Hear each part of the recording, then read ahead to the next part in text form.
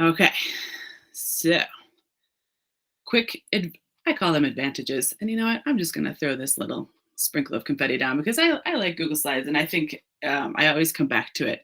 No matter how much I use PowerPoint in other jobs and other situations, Google Slides always my favorite, and here's why. Just like all the other Google stuff, you can start it in a Google Drive, you can organize it in a Google Drive, and to me that just feels good to be able to kind of put it in some sort of digital organized folder. They all save automatically as long as you have internet connection. You can edit it. You can edit them even if you don't have internet connection with some offline access. You can share these things outside of your district and inside of your district, and we're going to talk about like how you share them. Like you don't always obviously want people to be able to edit your stuff or to change your stuff. So we'll focus on how to give them people edit access or comment access or view only access. You can also publish these to the web. So we're going to talk about what that looks like and why you might want to do that. There's live time collaboration, and I'm very confident that most of you understand what that means, where everybody's in some sort of file, whether it's a Google Doc or Google Sheet or Google Slide at the same time. So you can actually do stuff together, right? That's the importance of collaboration, especially in a classroom. And then you can make copies of these whole entire things, and that's probably my favorite part. And I do it all the time. And Vicky does the same. We all work together, we collaborate together, we split up the work, and we share is what we do, and we share by making copies of our entire files. And in this case, it's an entire presentation. And then you can put some stuff in it. So you can make this stuff engaging. Yes, you can create simple presentations from scratch, but you can also put some cool stuff in there. We're going to talk about that and definitely talk about that in my next session. And there's a lot of Google apps that can be connected here too, like Nearpod that I know your district uses, things like Pear Deck, and then embedding other things like YouTube videos. And different add-ons.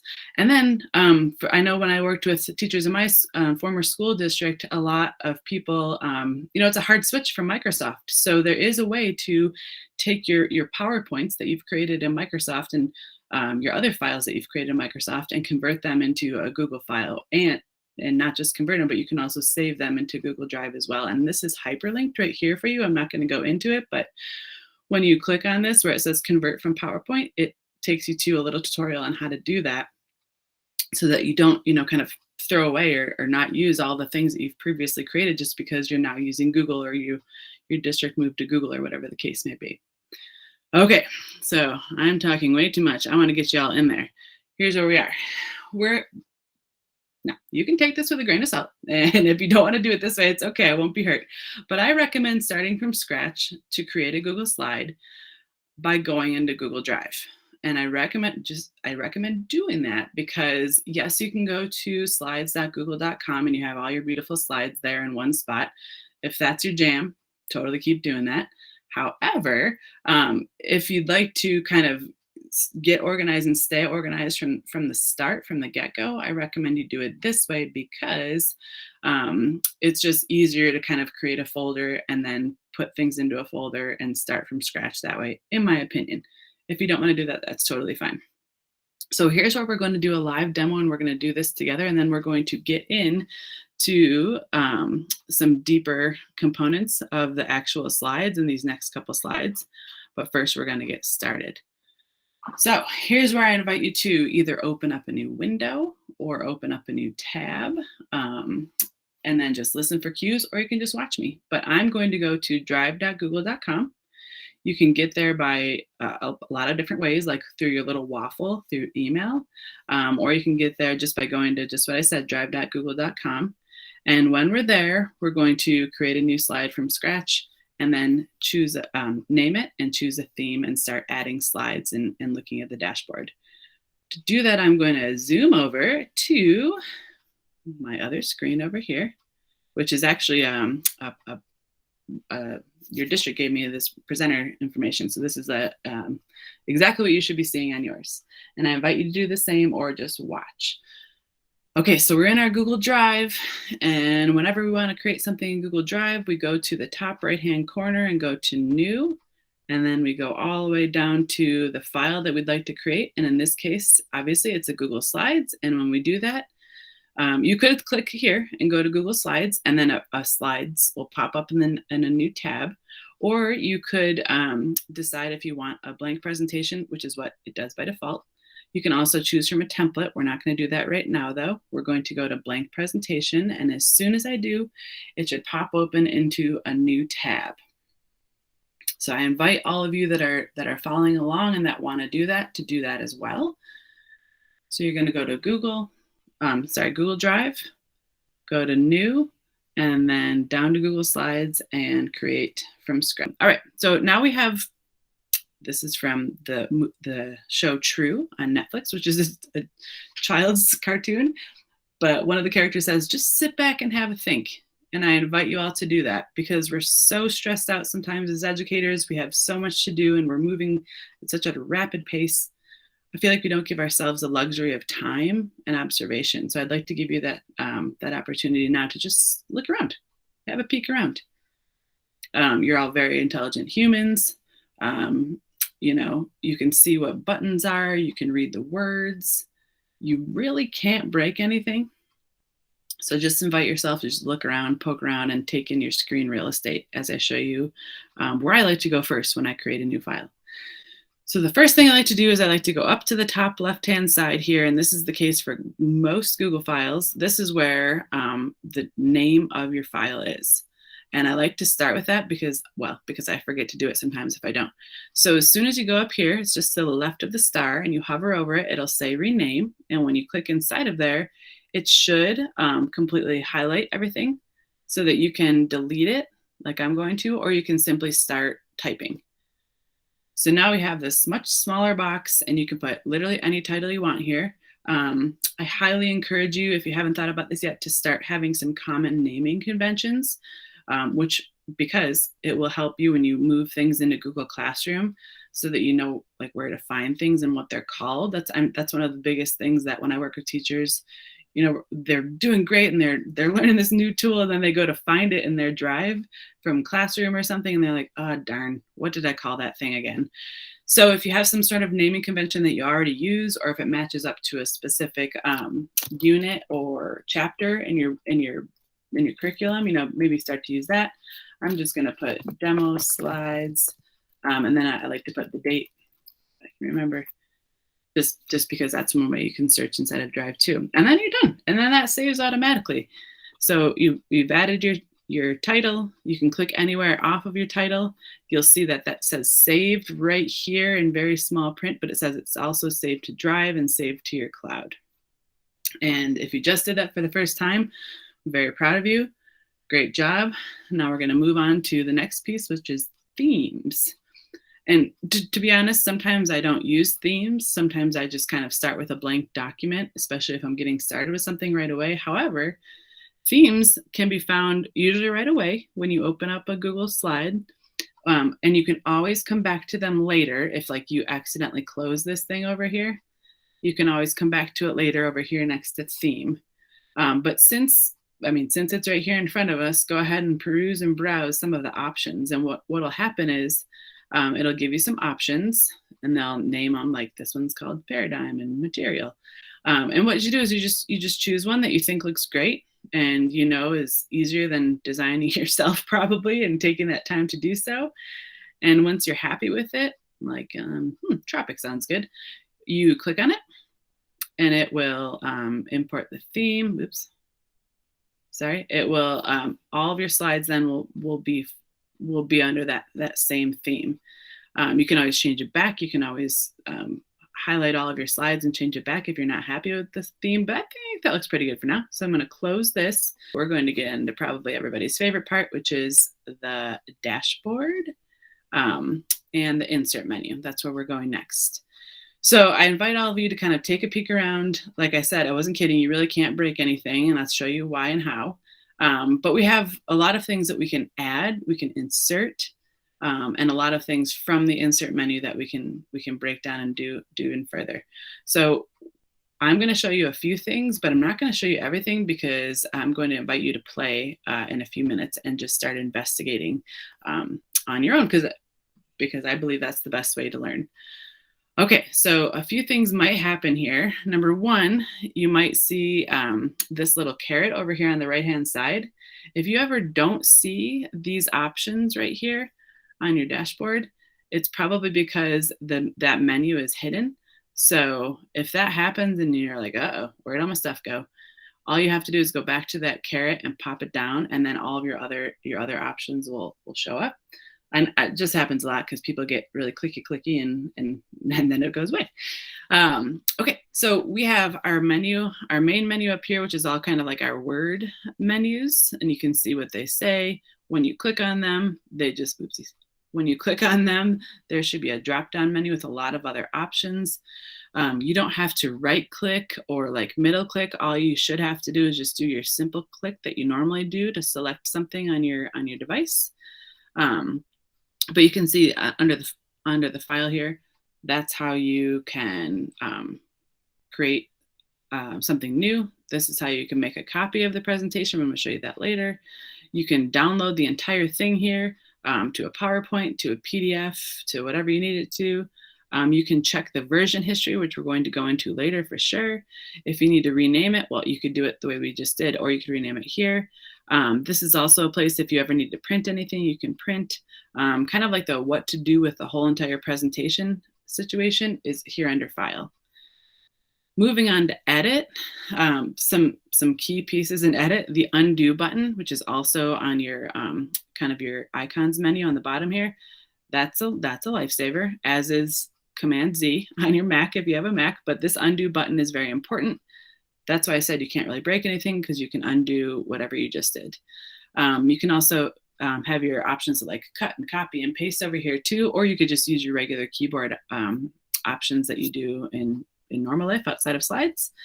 And find and replace is kind of cool here too, because this helps you find some text well, I don't have much, but some text inside the slides, or some characters inside the slides, and get to that quickly. Like if you have a slide deck that's like 80 slides long, you can find something really quickly by using that tool. And then the other menu options are pretty self-explanatory, and I'm going to let you explore in a little bit too. There's nothing that's a lot of these things are advanced features. I'm going to come back to insert in a second. Formatting has to do with like text and shapes and colors and what things look like on your slides. This slide, obviously, menu has to do with all the slides, so you can make copies of a slide. Like you can duplicate a whole slide, which could be a total game changer. You can skip a slide, which means that you'll still be able to see it in edit mode, but kids can't see it. You can change the background. You can add some fancy transitions, which we're not going to do in this 101, but this is where you can like make things move in your slide.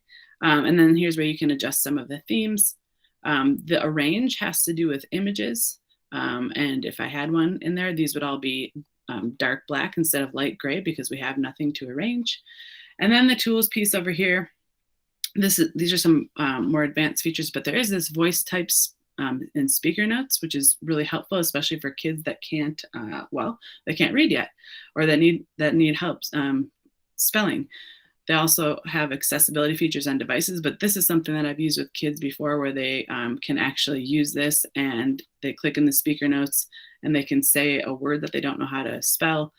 It'll type it in the speaker notes, and then they can copy and paste it into their slide. And I've even done that with kindergartners before, and it works pretty well. You just have to show them what to do and how to do it. And then these are advanced features I'm going to get into in the next session, which are add-ons, so stuff you can add to make slides even cooler. And then here is your help menu. So if you don't, there's training, there's slides help. So anything you literally need help with can be found right there.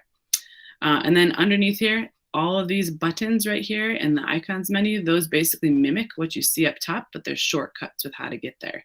So you have your plus sign here. That's where you can add a new slide if you'd like. And I'll do that right now so you can see what it's like. You can also go to the drop down right here, and this gives you a whole wide variety of options. These happen to be all the same theme, because this is that's the theme we chose. So these are all different options, like for what kind of slide you want based on the theme you chose. It'll look similar to that, even if you don't have a theme, just with a few less options, and a lot less options, less colors. So I'm going to click off of that though. And then you have your undo button here, redo. You have your print option really quickly. We don't have anything to paint right now, so there's no paint format. You have your zoom buttons. So if you need to get, zoom in on your actual slide because sometimes there's small text, there you go. This, click off of that. This little arrow is literally that. It's just, if you're on anything else, you won't see this arrow and you won't be able to really like click around because you don't have it selected. But once you select it or you click on an area on the slide, that arrow will pop back. It's just your navigation tool. And then your text box for how you insert text is right here. Inserting images. We're going to get back to images in a second. Shapes. You can add cool shapes. You can make them move. You can put little call outs, little like, what is it called? Like conversation bubbles. You can put lines and arrows in here. This is how you fill something that's already like a shape of some sort. Like this is how you fill the color in a square, fill the color inside of a text box. And then, I know I'm going super fast, but don't worry, you're gonna have time to play and I'm gonna be here to support you while you're playing. This is the color of the actual stuff that you're making, not the inside of the things that you're making. This is the border, like how thick a border can be around an object, and then what kind of borders around the object. And then here is probably what looks very familiar, oh gosh, because it is like what you see on every word processing tool, right? This is your font. This is how big your font is or how small your font is. You have a lot of options here. This is the bold, italicized, underlined. This is the text color, and this is the highlight color for your text. All those things are very simple and probably very familiar, and they're right there for you. Last few things before we move on is you can insert like links. So like, how sometimes you can add a picture to a slide and then you click on it and it takes you somewhere. We're going to do that later, and that's because you can insert links. You can also insert links for text too. So it kind of can take your kids somewhere or take the viewer somewhere. That's how it's more interactive.